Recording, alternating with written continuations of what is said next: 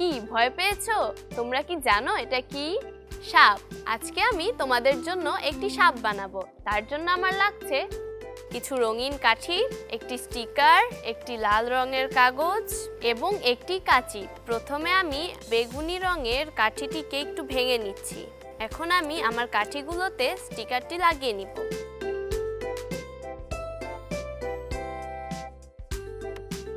আমার সব কাঠিগুলোতে স্টিকার লাগানো শেষ। আমার সাপের শরীরের সব অংশকে একসাথে জোড়া লাগাবো এবং সর্বশেষ আমি লাল রঙের কাঠিটিও লাগিয়ে নিব। আমার কাঠি সবগুলো লাগানো শেষ। এখন আমি আমার সাপের জন্য একটি মুখ বানাবো। তার জন্য আমি নিয়েছি একটি পমপম বল, দুটি নকল চোখ।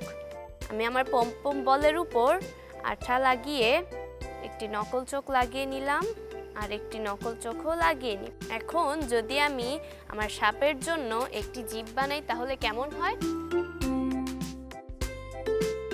আমার জিভ আঁকা শেষ। এখন আমি জিভটি কেটে নিব।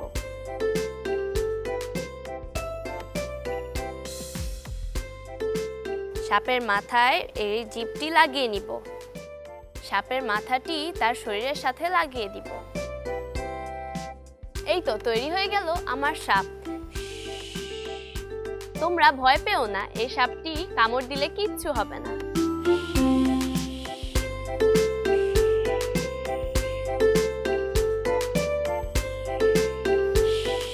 রঙের খেলায় সুরের খেলা, দুরন্ত।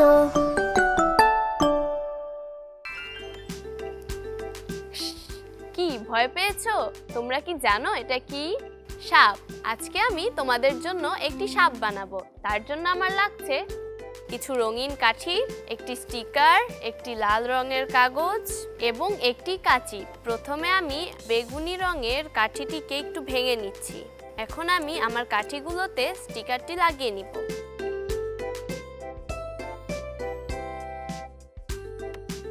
আমার সব কাঠিগুলোতে স্টিকার লাগানো শেষ। আমার সাপের শরীরের সব অংশকে একসাথে জোড়া লাগাবো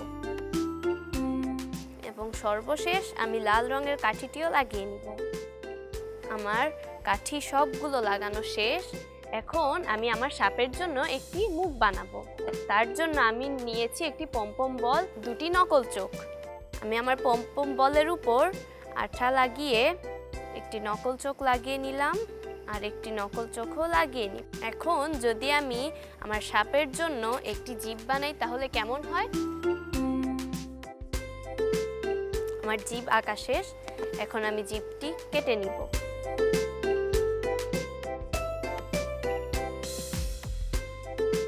সাপের মাথায় এই জিভটি লাগিয়ে নিব।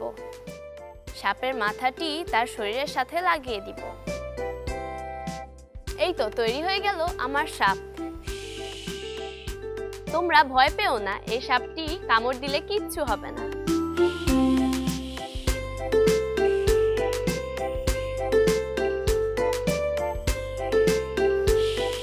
রঙের খেলায় সুরের খেলা,